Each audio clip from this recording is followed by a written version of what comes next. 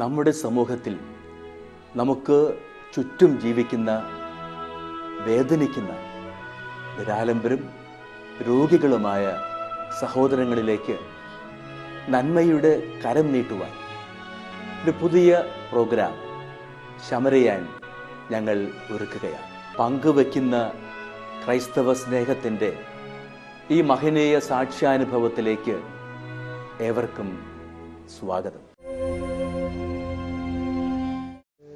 മത്തായിയുടെ സുവിശേഷം 25-ാം അധ്യായത്തിൽ 40-ാം വാക്യത്തിൽ ഈശോ നമ്മളോട് ഇങ്ങനെ പറയുന്നത്, എൻ്റെ ഏറ്റവും ചെറിയ ഈ സഹോദരന്മാരിൽ ഒരുവനെങ്കിലും നിങ്ങൾ കൊടുക്കുവാണെങ്കിൽ അത് എനിക്ക് തന്നെയാണ് ചെയ്തു തരുന്നത്. നമ്മൾ ഇന്ന് പരിചയപ്പെടാൻ പോകുന്ന എഡ്വേർഡ് ചേട്ടനെയാണ്. എഡ്വേർഡ് ചേട്ടൻ്റെ വീട് വൈറ്റ്ലയിലെ ചിലവന്നൂരിലാണ്. നമുക്ക് ചേട്ടനെ ഒന്ന് പരിചയപ്പെടാം.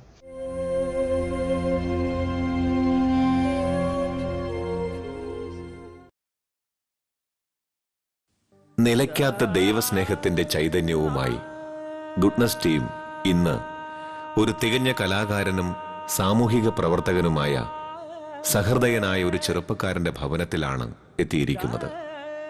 കുഞ്ഞ് എന്ന് സ്നേഹപൂർവ്വം വിളിക്കപ്പെടുന്ന എറണാകുളം ചിലവന്നൂർ തട്ടാശ്ശേരി വീട്ടിൽ TJ എഡ്വേർഡിന്റെ ഭവനമാണിത്.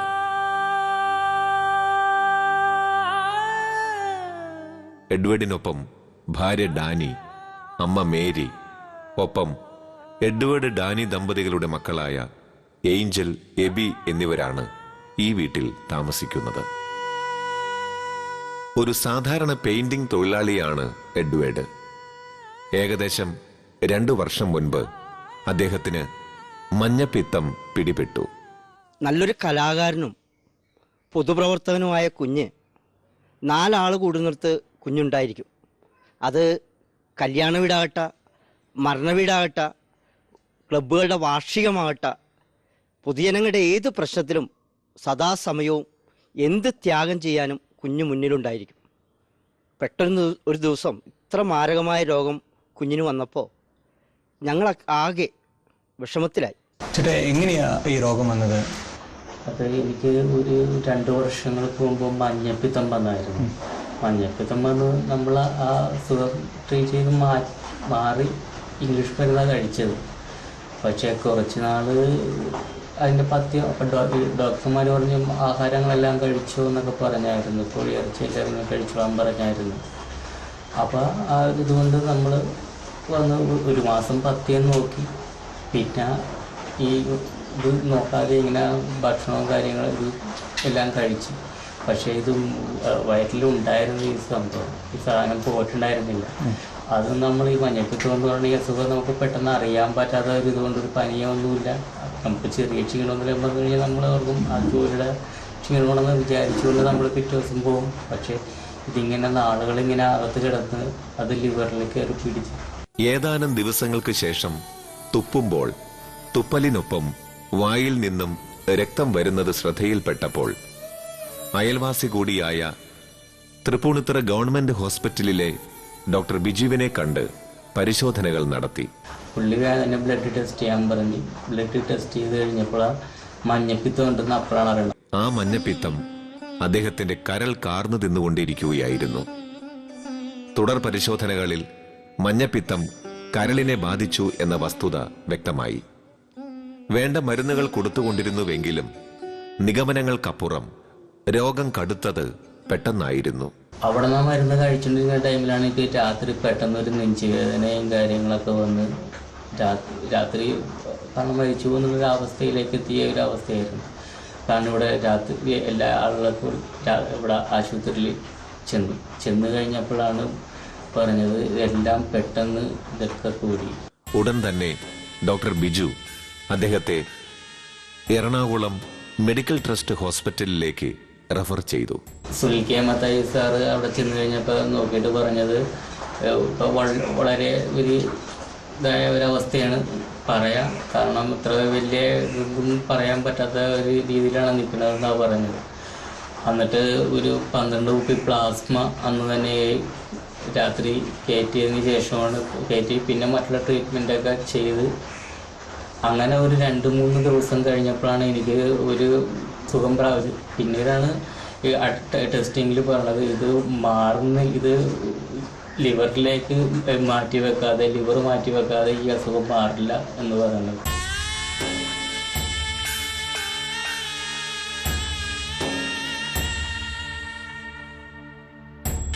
എഡ്വേർഡിന് ക്രോണിക് ലിവർ ഡിസീസ് അല്ലെങ്കിൽ സിറോസിസ് ലിവർ എന്ന് പറയുന്ന അസുഖമാണ്. 38 വയസ്സായ എഡ്വേർഡിന് ക്രോണിക് ലിവർ ഡിസീസ് സാധാരണ വന്നു കഴിഞ്ഞാൽ അതിന് ആയുസ് വളരെ കുറവാണ്. അതുകൊണ്ട് എഡ്വേർഡിനെ സംബന്ധിച്ചിടത്തോളം എഡ്വേർഡിൻ്റെ ചികിത്സ ലിവർ കരൾ മാറ്റിവെക്കുന്ന ലിവർ ട്രാൻസ്പ്ലാന്റേഷൻ എന്ന് പറയുന്ന ചികിത്സയാണ്.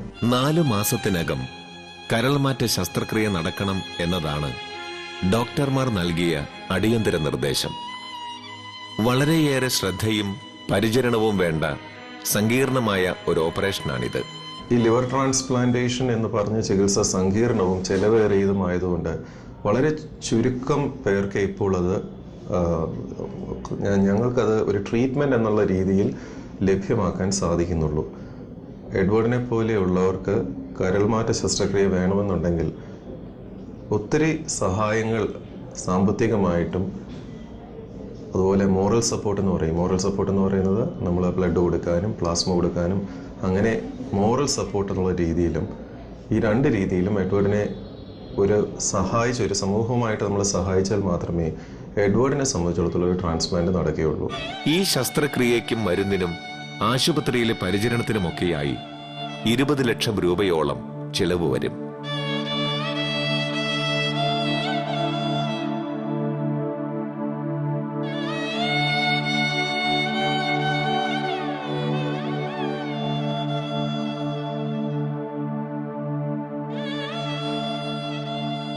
പക്ഷെ അത്രയും രൂപ ഇപ്പം നമ്മളുടെ ഒന്നുമില്ലല്ലോ, അത്രയും പൈസയൊന്നുമില്ല.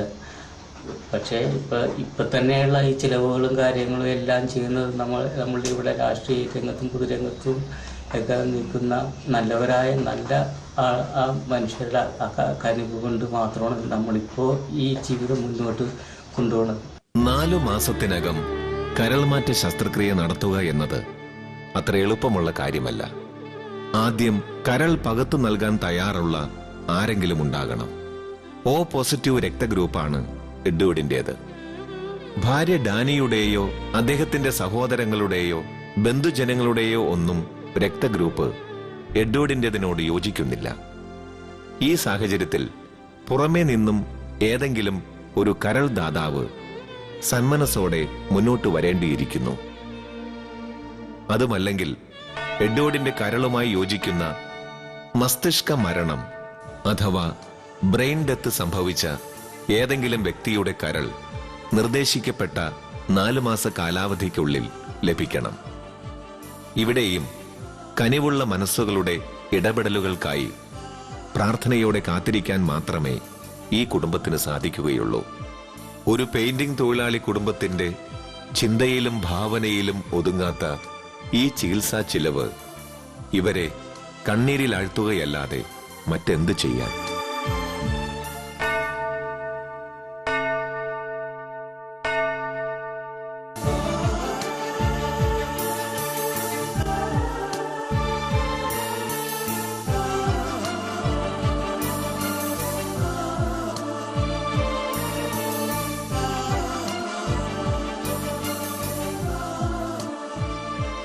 ചേട്ടാ, ഇപ്പോൾ ഇവിടെ എങ്ങനെയാണ് ഇവിടെ ചിലവുകളൊക്കെ എങ്ങനെ നടക്കുന്നത്?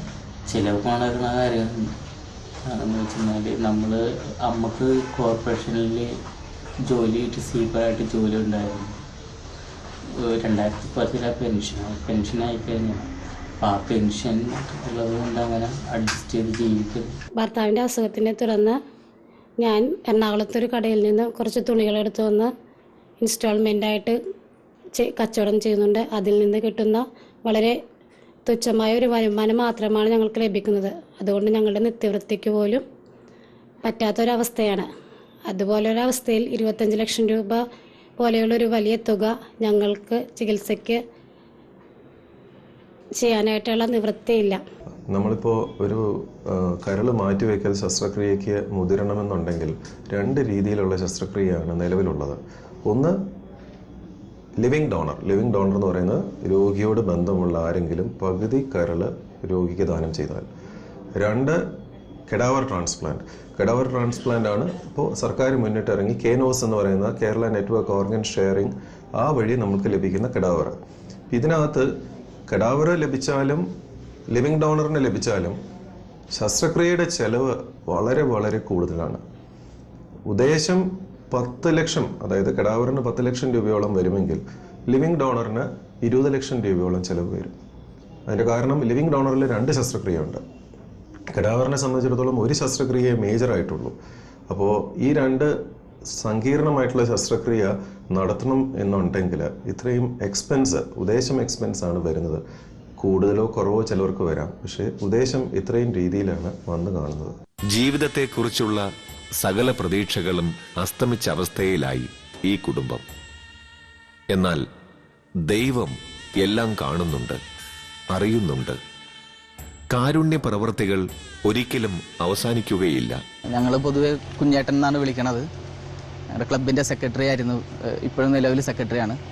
അദ്ദേഹത്തിന് ഇതുപോലെ ഒരു കരൾ അസുഖം വന്നപ്പോൾ ആ കുടുംബത്തിനെ എങ്ങനെയും രക്ഷിക്കണമെന്നുള്ള ഒരു ഉദ്ദേശത്തോടു കൂടിയാണ് കുഞ്ഞ് ചികിത്സാ സഹായ സമിതി എന്നും പറഞ്ഞ് ഒരു സമിതി രൂപീകരിച്ചത്.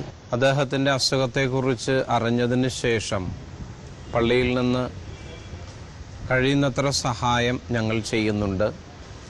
ഓപ്പറേഷൻ നിശ്ചയിച്ചതിന് ശേഷം ഇടവകാംഗങ്ങളെല്ലാവരും തന്നെ സഹകരിച്ചൊരു പിരിവ് നടത്തുന്നുണ്ട് അദ്ദേഹത്തിന് വേണ്ടിയിട്ട്. ദൈവത്തിൻ്റെ മക്കളായ എല്ലാവരും ഏത് മതത്തിലായാലും നമ്മൾ കൊടുത്ത് തന്നെ ദൈവത്തിനൂടെ നമുക്ക് അടുക്കാൻ സാധിക്കുകയുള്ളൂ.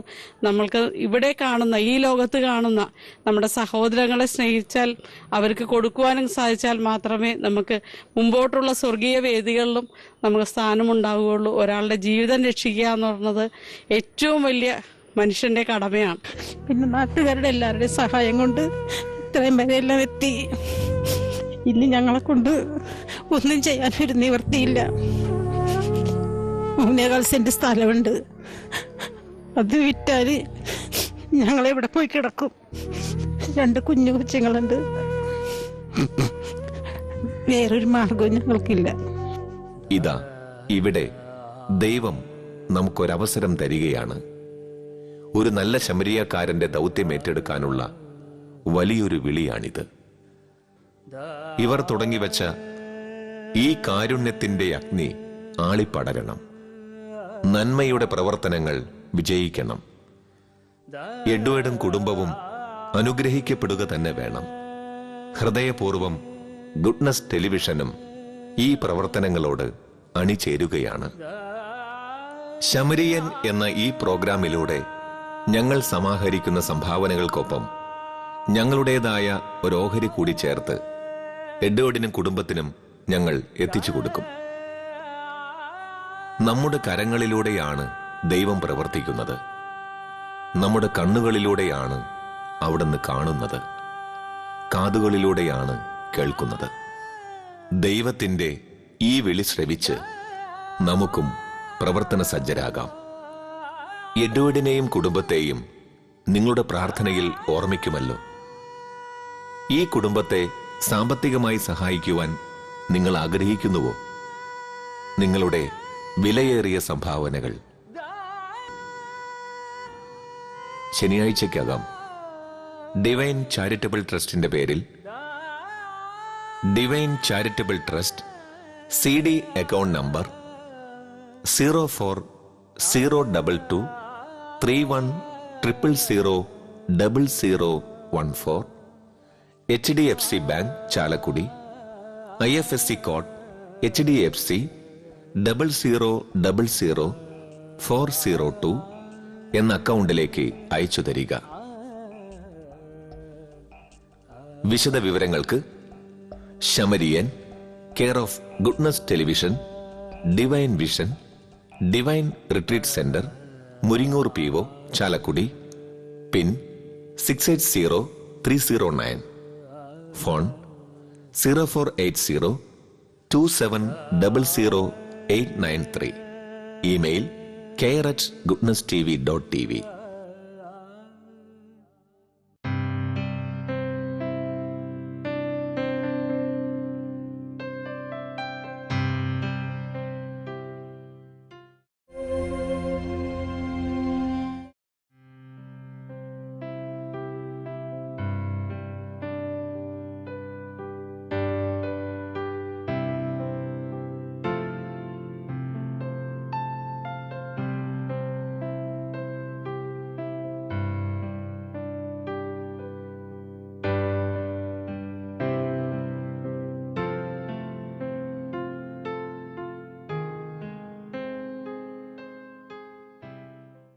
ഡിവൈനിൽ നിന്ന് വന്ന് ഷൂട്ട് ചെയ്തു പോയി. അവരിപ്പം ഞങ്ങളെ സഹായിച്ചു. ഇത്ര നാളും നാട്ടുകാരുടെ സഹായിച്ചാണ് ഞങ്ങൾ ചികിത്സ നടത്തിയതും കഴിഞ്ഞതൊക്കെ. ഇത് സഹായിച്ചതിന് വളരെ നന്ദിയുണ്ട്. ഗുഡ്നസ് TV പുതിയതായി ആരംഭിച്ച ശമരിയൻ എന്ന ഈ പ്രോഗ്രാമിലൂടെ പരിധി ചേട്ടനെ സഹായിക്കാൻ സാധിച്ചതിൽ ഞങ്ങൾ അങ്ങേയറ്റം കൃതാർത്ഥരാണ്. ഗുഡ്നസ് TVയുടെ പ്രേക്ഷകർ ഞങ്ങൾക്ക് അയച്ചു തന്ന 41,000 രൂപ ഇന്ന് ഞങ്ങൾ പരിധി ചേട്ടന് കൈമാറിയിരിക്കുകയാണ്. ഇതുപോലെ രോഗികളും വേദന അനുഭവിക്കുന്നവരുമായ ആളുകളിലേക്ക് ഞങ്ങളുടെ പ്രേക്ഷകർ നൽകുന്ന സംഭാവനകൾ വഴി അവരെ സഹായിക്കാൻ ഞങ്ങൾക്ക് ഇനിയും അവസരം ഉണ്ടാകട്ടെ എന്ന് ഞങ്ങൾ ദൈവത്തോട് പ്രാർത്ഥിക്കുന്നു. Divine charitable trust CD account number 040231000014 HDFC bank Chalakudy IFSC code HDFC 0000402 എന്ന അക്കൗണ്ടിലേക്ക് അയച്ചു തരിക. വിശദ വിവരങ്ങൾക്ക് Samaritan, care of goodness television, divine vision, divine retreat centre, Muringoor PO, Chalakudy, pin 680309, phone 048027000893, email care@goodnesstv.tv.